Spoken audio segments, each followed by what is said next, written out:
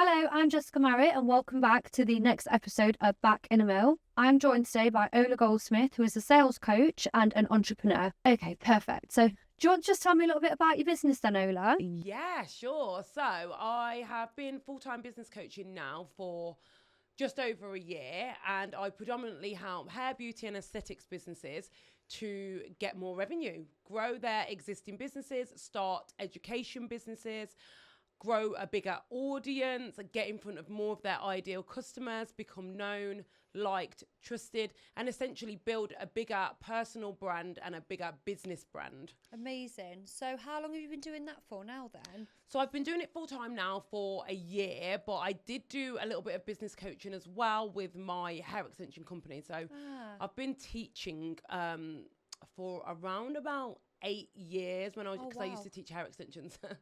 Okay. So you've gone from a bit of a different then in industry. So you're doing hair extensions to start with. So what kind of brought you on to where you are now then from hair extensions? So hair extensions was always like my passion and my industry. When I went into teaching, I just found a new love of teaching, and that was because I had 2 kids and I was like, right, how can I scale this without being married to the salon?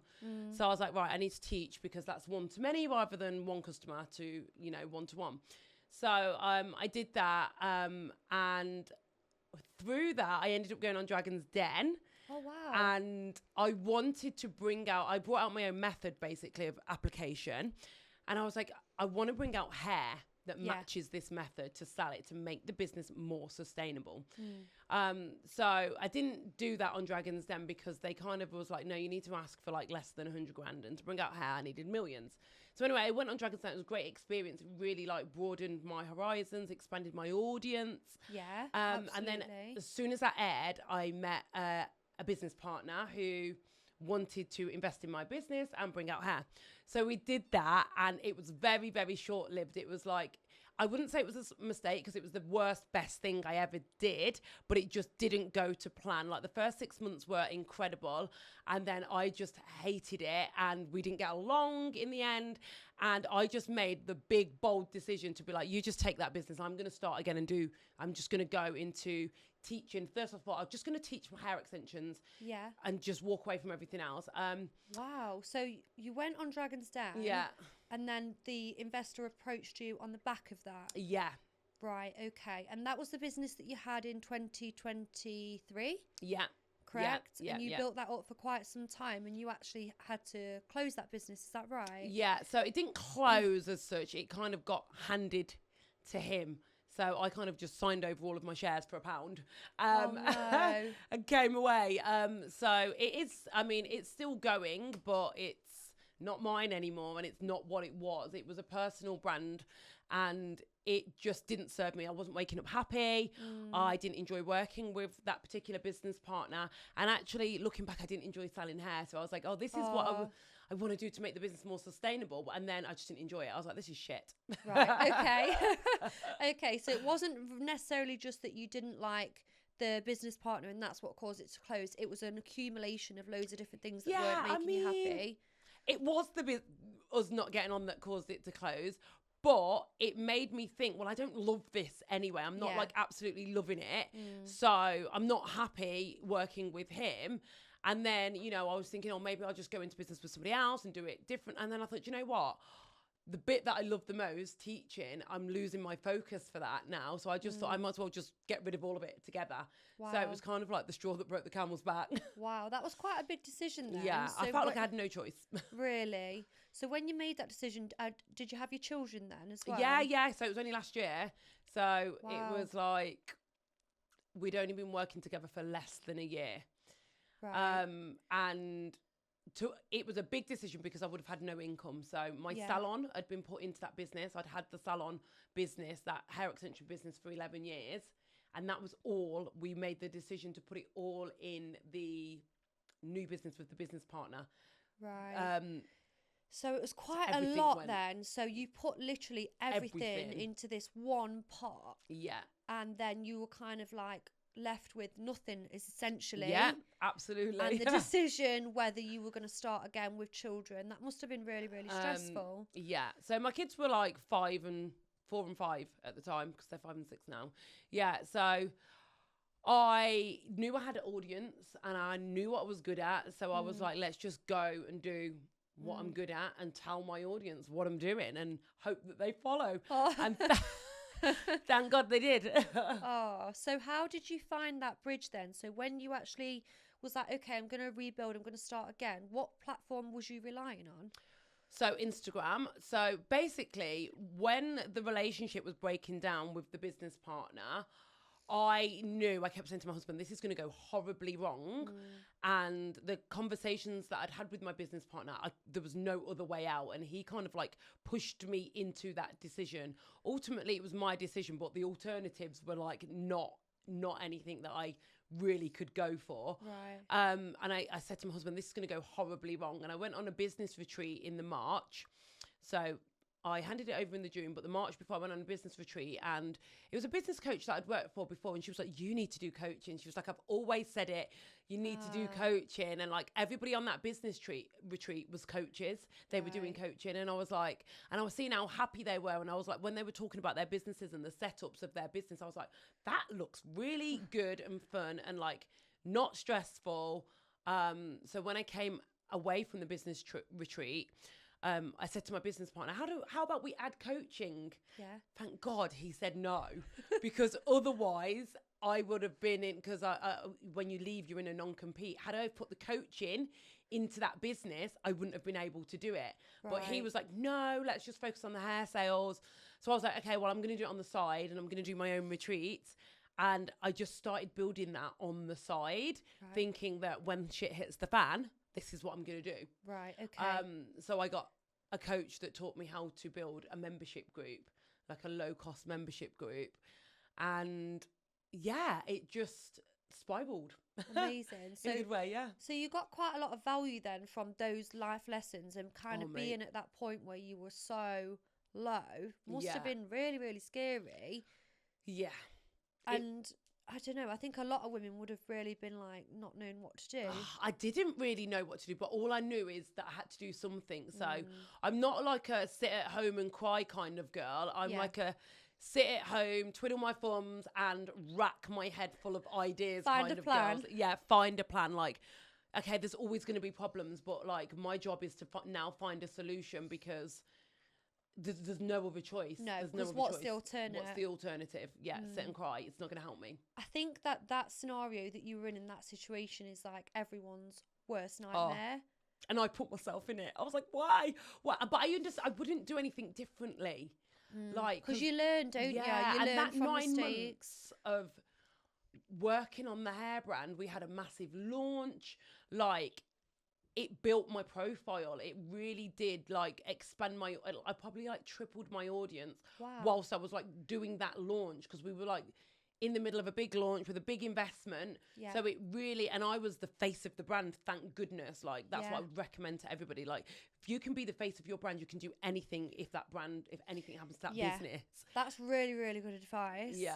Because I was actually watching a show a while ago actually, and they said on the show, it was talking about Lionel Richie. Yeah. Before he was Lionel Richie, and they were saying like, everyone knew the songs, but no one knew Lionel. And they were like, how can we like make this more about him? And they said, we stuck his face on everything. Yeah. And it really stuck with me when I watched that, because I thought, wow, that's so clever.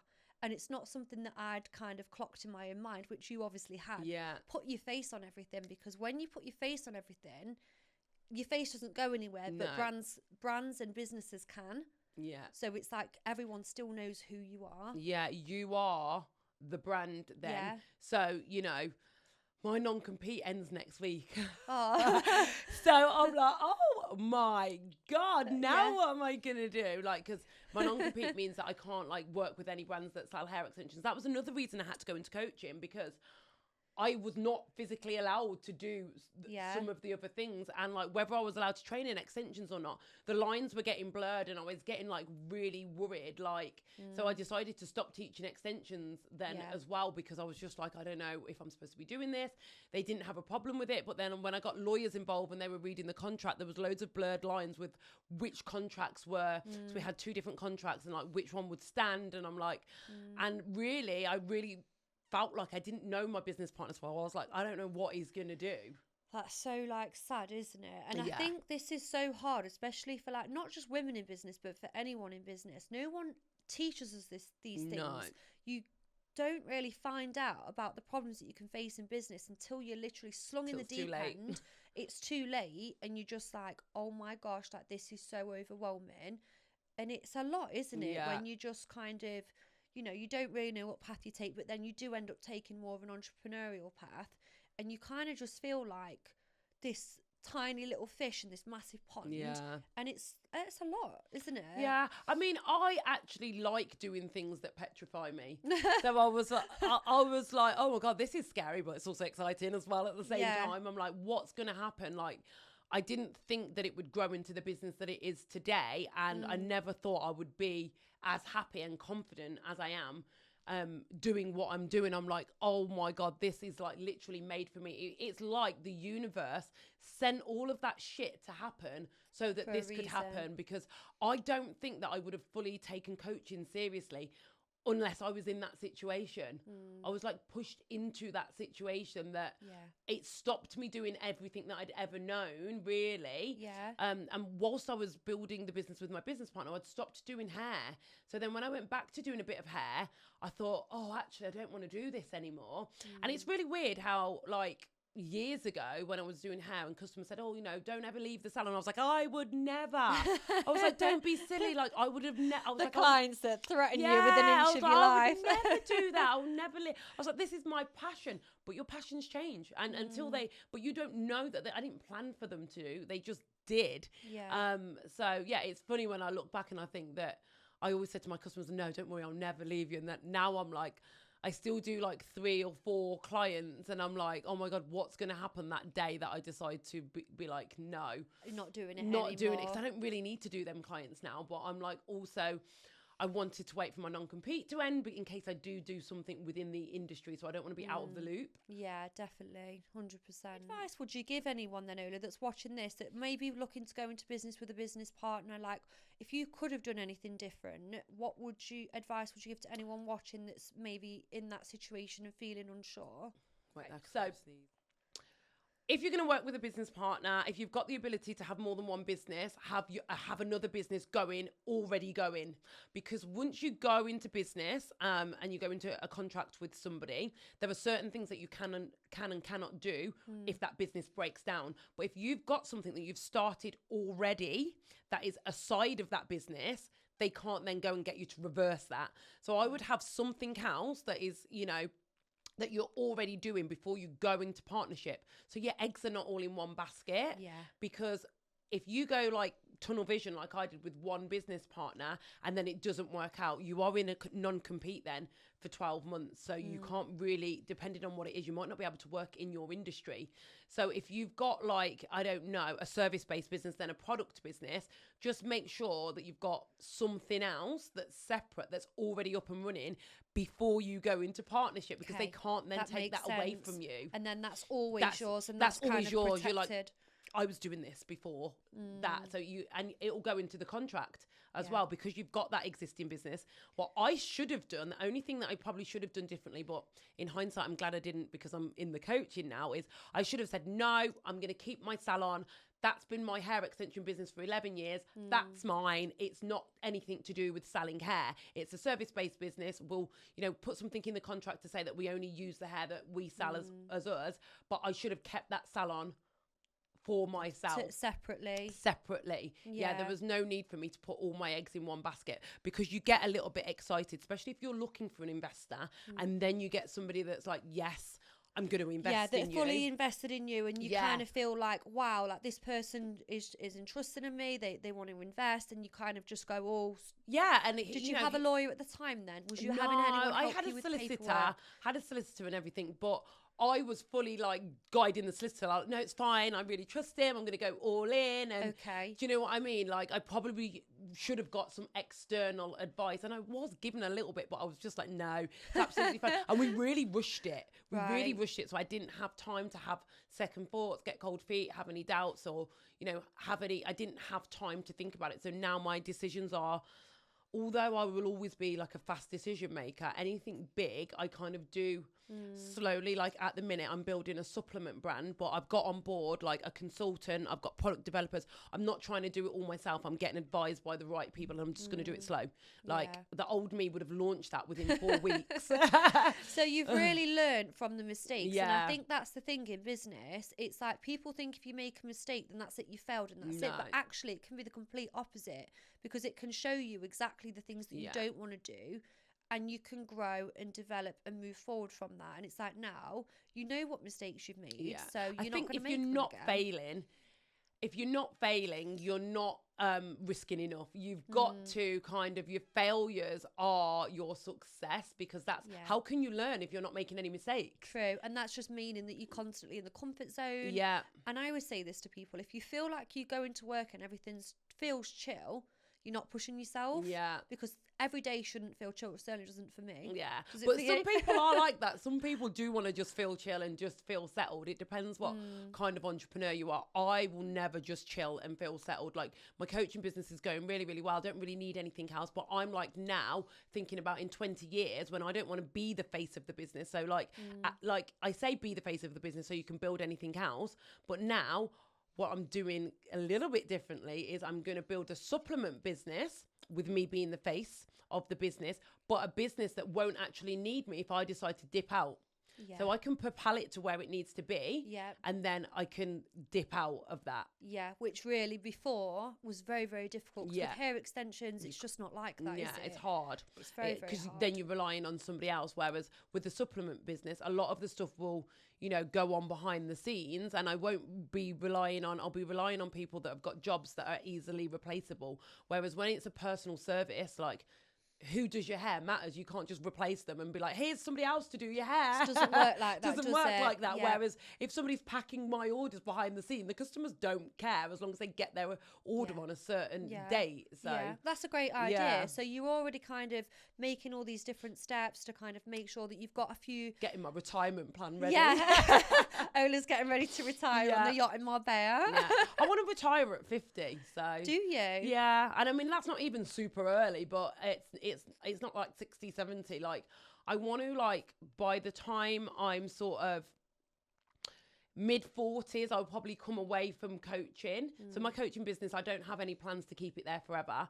So I want to make as much money as possible, help as many people as possible, be known as the girl that, you know, helped a lot of people. But then the money that I make from the coaching, I will invest in my legacy, the things that I can leave to my children, the things that can make me millions without me needing to be there. You know, something that can go on even beyond my years. I know you shouldn't think like that. No, but that's like the bigger picture of everything. That's the bigger picture. That's great. I'm going to use that profit to create, you know, businesses that don't require me. So if I do want to retire at 50 and never work again, that supplement business won't require me, whereas a coaching business is quite personal. It's very personal because people are coming to the coaching business to be coached by you. Exactly. So that's quite intense, isn't it? But I think the fact that you've obviously come up with another business idea that is a long-term goal for success and everything is amazing. I mean, that's so good. Yeah, it's exciting, isn't it? And why shouldn't you, aim high and have these big aspirations?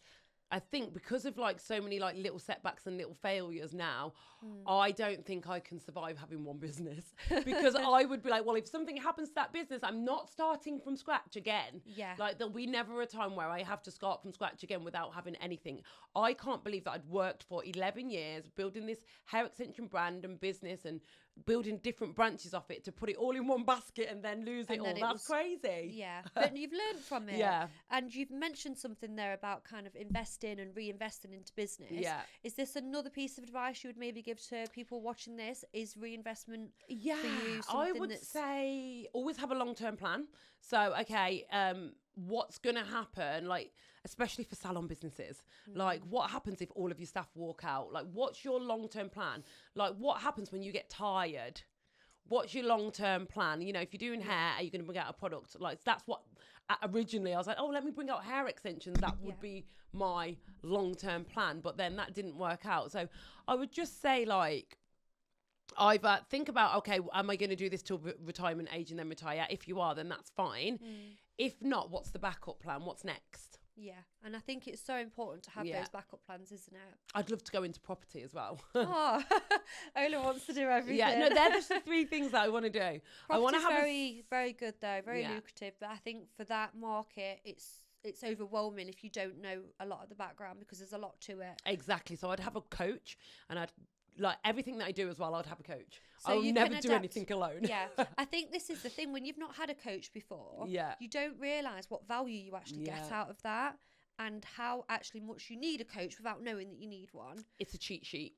So Yeah. I'm not saying that people can't do stuff on their own, but if you want to do it quicker with less risk and less mistakes, then get a coach, Yeah. because everything that I've done, like when I've not had a coach, I'm like, oh my God, it would have been so much quicker and easier had I just had a coach. Yeah, yeah, and this is what I always say to my Yeah. girls as well. Like, you can do it on your own and you will get there, but why get there slower, making mistakes, causing yourself more stress? You'll have a better quality of life. You can spend more time at home with your children. Yeah. And you've got someone that's really going to be by your side every step of the way. Yeah. Why would anyone choose to do that on their own unless they absolutely had to? It's just crazy, isn't it? Exactly. That's why, like, with my one of my new programs that I'm bringing out, the new mastermind, I've been taking calls and they're all saying, oh, I want to get into education, I just don't know where to start. Right. And I was like, exactly, this is like all the things that I did when I started out as an educator, when I was teaching hair extensions.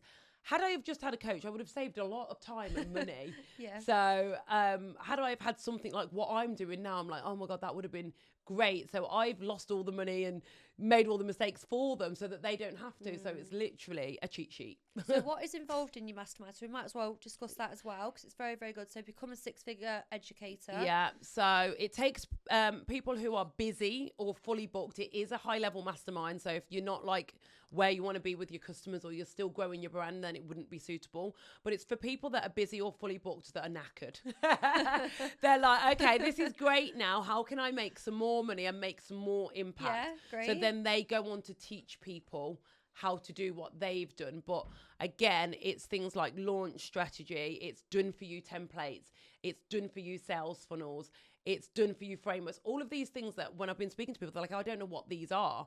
These are things that if you do from the start, you'll make a lot of money a lot quicker than just bringing out a course, no USP, and not knowing how to market it. Yeah, and I think problem. this is where people do kind of fall down. They don't think about USPs. They don't plan properly. No. And then they kind of just go running in, and it's all a bit of a rush, and they've not actually put that much thought into the actual planning and the strategic planning of a business, and that's where I think it can be quite difficult. Yeah. And I think what a lot of people don't realise is, okay, yeah, you're fully booked with your customers love you. Now you've got to go into being a leader and somebody that your peers love. So it's a completely different audience. If you've got, 20,000 followers and they're all customers or people that love your hair work as a customer, now you've got to start building that leadership sort of following where people are inspired by what you've done. You start to build a personal brand. You start talking about more how you've got where you've got and inspiring other people that want to be like you. And then you build it into a killer course and market it properly. Yeah. And there's so many steps. And the thing is, there's no shortcut. You've got to do the work. I'd say this is the shortcut, but it's a shortcut that's got all of the work in so that you don't have to do it over and over again. No, absolutely makes sense. And it's such a good platform for anyone to be able to access, and there's nothing like that out there at the moment. Well, I've not seen anything like that. No, I've not seen anything even, not like that's aimed at this industry that gives as much as I give. So I think the fact that a lot of it's done for them takes the guesswork out. There's a lot of like scripts, there's a 6-step content funnel. And in my other programs, I'm like, this is how you create the 6-step content funnel, off you go. Whereas in this program, I'm like, this is how you create the 6-step content funnel. And here's a piece of content for each. You go and edit that, and here's how to edit it. So it's literally kind of almost giving it to them on a plate. It is. As such. It's literally served up on a gold plate. Yeah, amazing. So what advice would you give for anyone that's trying to scale the business then at the moment? So I think the first thing before you scale is make sure it's scalable. Yeah. So a lot of people say like, oh, I'm an educator and I really want to scale it. And I'm like, where do you want to scale it to? Because you will, if you're doing face-to-face only, you're going to run out of time. So how far do you want to scale it? So think about what's the ultimate goal and is it even achievable? So the first thing that you've got to do is reverse engineer the numbers. Okay. Yeah. If you want to make 50 grand a month, how much are your courses? How many students would you have to see in a month? Have you got time to do that? Do you want that workload? Is that scalable? Then they're like, oh, yeah, shit, I need because something it's all right online. saying, yeah, I want to have all that money coming in and it's great, but actually, are you going to cope with it? Yeah, so then they're like, oh, I didn't think of that. So I'm like, so maybe you need something online where you record it once and then it's scalable. Yeah. Or you need something that brings you in a recurring revenue, like a membership group where you go in once a month, you deliver your live coaching, and you can have, how many people can you have in there? Think about what time it's going to take. You've got to reverse engineer the numbers. So you've got to do it backwards. A lot of people don't think that far ahead. No. You're saying you're stressed out in the salon because you're really busy. So do you want to be scaling your education and really busy with that and stressed out again when you get to your next numbers? Because everybody thinks that, oh, when I get to that goal, it'll be great. Well, actually, will you be stressed again? Because once you get to that goal and you get used to it, you'll have a new one. Yeah, absolutely. And I think that's what people that haven't got to those parts of their careers yet realise, because there's always going to be these challenges. Always, yeah. So if someone wants to come to you for coaching, how would they find you? Like, what would be the best way for them to kind of access you? Best way to reach out to me is on Instagram. So me and I've got PA. She's my niece actually. Oh, so we're that's very, nice. very. We're so fast on the DM. So you can actually scroll through my content, and most of the things have got a word that you can DM if you don't know how to start a conversation. Because a lot of people are like, right, I don't know what I want and what I need. So scroll through my content. If you see something that you think, oh my God, that sounds like it's for me, have a look what the word is to DM. Or just drop me a voice note and tell me. Like the first thing that I'm going to ask is like, what are your goals? What do you want to achieve? Where are you now? I always try and find what the gap is. Yeah. So you're here, you want to be there. Okay, what's stopping you now? And then what we do is we devise a plan to get you from A to B that's realistic. And a lot of the time that plan will change. When I start to give them the realistic route, because then they're like, oh, okay, maybe we do this and we step like, back. Oh no, I don't want to do that. But that makes it manageable and that makes it more enjoyable. Yeah. You know, because no one wants to go into something making loads of money and be miserable. Exactly. Because it defeats the object. Yeah. So yeah, it's a customized plan for everybody. A lot of my learning, it's tailored to this industry. So I don't think there's been very many people that I can't help. As long as you're a service-based business. I've even got an accountant in there. I mean, I tailor everything for hair, beauty and aesthetics. Oh, so you're quite broad then? Not on purpose, but like if I think I can help you, I'll say yes. Like she came to me, she's like, I'm an accountant, but she's an accountant for the hair and beauty industry. Yeah. So she's in the industry and she was turning over 26 grand a year, quite a newish business. She's now doing 100 grand a year and she's employed her sister full time. Wow. And she did that really, really quickly because she was dedicated. That's amazing. And they have got to put the work in themselves. It's the work. You can give people the tools, but they do have to put the work in themselves. Yeah. And the biggest thing is consistency. Like if people don't get a result in 2 days, they get disheartened and then they don't do anything. And I'm like, you're going to have a very, very long, slow road. Yeah. Like you've got to, I think the biggest push you can give yourself is on your worst weeks to show up the same way you do on your best weeks. Yeah. So even if like shit's hitting the fan behind the scenes, show up as if it's your best weeks. Yeah. And on your best weeks, don't get complacent. Work harder. Yeah, that's good advice. That's really good advice. On your best weeks, just think, oh my God, this is going really good. Let me keep that going. Yeah. Don't be like, oh, this is nice. Yeah, and that's good. That's really motivational as well, isn't it, for them? You've got to just keep it going. Yeah, 100%. What's been your biggest success story then with coaching? What's the one case that you can think of where you're like, oh, that was so good, I was so proud of that? Oh my God, there's so many. I really like the one with my client Ariella, the accountant, just because it was literally such a short space of time. We did one full day together and then she went into my group program and off she went. She didn't really take that much support, and then literally within 3 months she's literally added 75 grand to her turnover. That's so I would say impressive. Like she's one of the big ones. And then I had a girl that did she had a hair loss business and she had a salon. She was doing 5 grand a month at the salon and she was like, I just want to launch my own education and be at 10 grand months. I started working with her in the January, finished working with her in the March, and then she got in touch in the April to say I'm at 12 grand months. Wow. So she'd gone from 5 grand to 12 grand. So she actually got more than she wanted. And actually that was on top of the 5 grand. Oh. So the 12 grand was additional revenue. Yeah. Plus she was still doing her salon. I don't know if the salon income had gone up either, but that was an additional 12 grand a month that's so from her once impressive. 5 grand a month. That's amazing. And she wasn't the fastest learner, but she was consistent. She was a lot of effort went in. Like she wasn't the fastest learner, but she didn't stop. So it paid off. Yeah, and I think with most people that are successful, they have that about them. Have you noticed? Yeah, definitely. You can always kind of spot in a group, Yeah. can't you, who's going to really excel, because you can just spot them personality traits. Definitely. I've got a client that was in the aesthetics industry. She was doing 30 to 40 grand a month. So she was already really successful, but she didn't know how to launch an online program.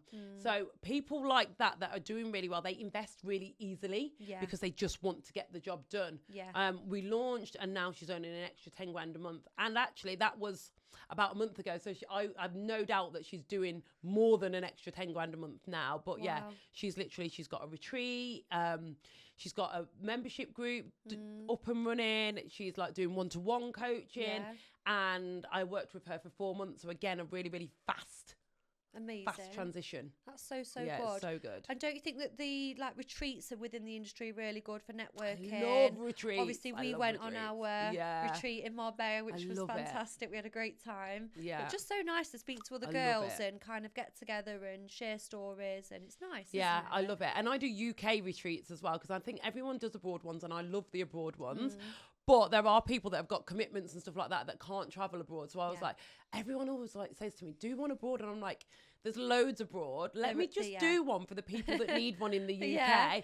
And it's less organising and stress for me. So. Yeah, and there's some lovely places that you can go to. The one that you've done just recently is amazing. I always find the best houses. I'm like, it's got to have a big indoor pool. That's like the number one thing. Yeah, definitely. They're we always so have a nice. pool party. I might come into this one. If you want to. What is the biggest mistakes that you see people make that you would say really affect people's profit margins? So the biggest mistake, and the thing that it really does my head in, is when they're having a quiet week, they do a sale. I'm like, no, don't do a sale. Like you should be focusing on your premium customers. Premium customers are so much easier to sell to. There's money sat in the bank. They just buy based on the outcome. So they're so much easier to sell to. When you put on a sale, you're attracting people that buy based off price, and they've got less money, so they don't part with it as easy. And I'm not saying don't serve those people, but definitely don't focus on those people when you are trying to grow your business and your profit margins. That's really, really good advice, because they don't have as much as that income that they can just kind of throw back in. And a lot of people that have built success and that have that extra income, they just, like you've said, they want the outcome.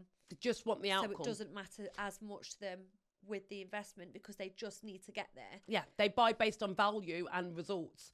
Whereas the people that buy based on price, doesn't matter how good you are at your job and how amazing you are, if the price is not there, they're not going to buy, which then I think is really difficult to sell, because people should be buying on value. Like, I think it's a really dangerous world when you buy based on price, because you're not necessarily obviously there are a lot of really talented people out there, but there are some people out there that are doing really cheap prices and they're not great at what they do. So I think it's like a dangerous, I would rather pay more. I actually feel safer when I've paid more. Yeah, because you get what you pay for. And if something's usually cheap, there's a reason. Puts me off. Yeah, stops puts me me off. buying sometimes. Yeah. Sometimes you could be absolutely amazing, but if your price is too cheap, I am not buying, because I will automatically, my brain tells me if it costs less, I get less. Yeah. And don't you think that works in so many different ways? Like, even for if I'm out in flannels and I'm getting shoes, I'm like, I will look for the stuff that's more expensive rather than the stuff that's in the sale, because I'm like, the stuff in the sale is an old season. I don't want that. I want the new good stuff. Yeah. You know, it's like the similar way of thinking, isn't it? Like I definitely think constantly being on sale and in the sale and lowering your prices to get people through the door is such it's just the wrong way to go about it. It really, really bothers me, especially like when I have people come to me that are really talented and I'm like, you're worth double what you're charging, but it's that fear of no one's gonna buy, and I'm like, it's because you're thinking about the wrong customers. The right customers have not been made aware of you because you're busy marketing to the wrong customers. You have to market to the people that buy based on perceived value. So for me, if there was 2 salons right next to each other, one was like £10 more, one was £10 less, but the one that was £10 more had parking. I'll go to the one that has parking because I don't want to be stressed looking for a parking space. Yeah. You know, if I've got to park 15 minutes down the road and walk for 15 minutes, I'd rather pay an extra tenner. Yeah, of course. And this is what people struggle to probably tap into is mindset, because mindset has so much to do with kind of what choices people make. Definitely. And I think people don't realize, they see Instagram and they see social media and they're like, okay, that looks great, but actually they need to understand the mindset and the logic behind what's actually happened. It's the buyer journey as well. Like every buyer goes through a journey, and a premium buyer will go through that journey much quicker and easier, whereas a lower value buyer will be comparing like 10 different salons, so you've got like a 1 in 10 chance of getting chosen. No, absolutely. So anyone that's on social media that wants a tip to stand out, what tip would you give someone that was wanting to stand out more on social media? One of the main things that I always tell my coaching clients is make your own methodologies. Do something that maybe everybody else is doing it, but make some tweaks to what you do. And maybe it's like you mix, you know, you use a certain face mask, then you do a treatment, and then you use a certain aftercare. Make that a package, give it a name and trademark it, and then no one can take it away from you. And then talk about it all the time, so that even if people copy you, they can't copy the name because it's trademarked. You build that up to be a big name. That is yours. No one can ever take it away. And it is just a methodology. And when you talk about your results, you talk about it. You know, my client got these results from my trademarked method. Yeah. Do you know what I mean? That becomes big. So grow that trademarked methodology or brand. No one can ever then take it away from you. Even if they copy you, they can't be that trademarked name. No, that's brilliant. And you shout about it all the time so that you're known for the XPL something. Yeah. No one else can have it. Well, and you don't have to tell everyone the method.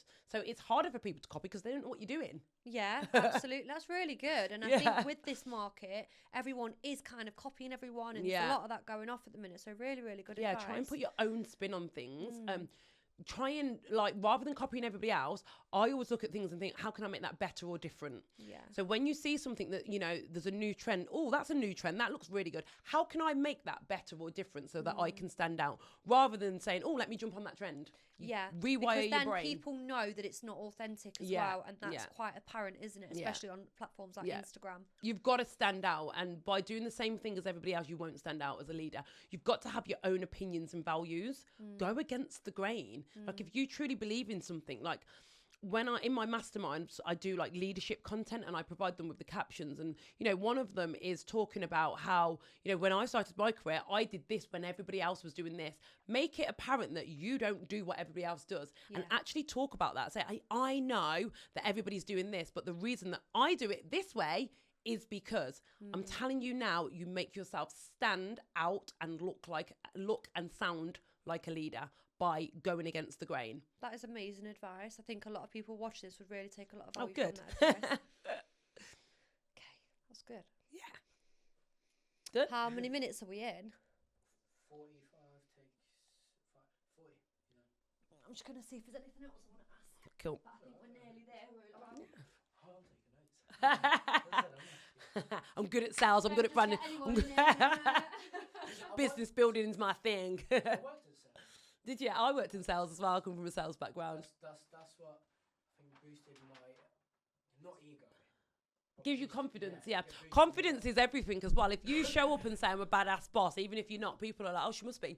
Do you know what I mean? People believe it. Yeah. That when you go to a room, you've got to have the energy. Yeah, you've got to command that attention.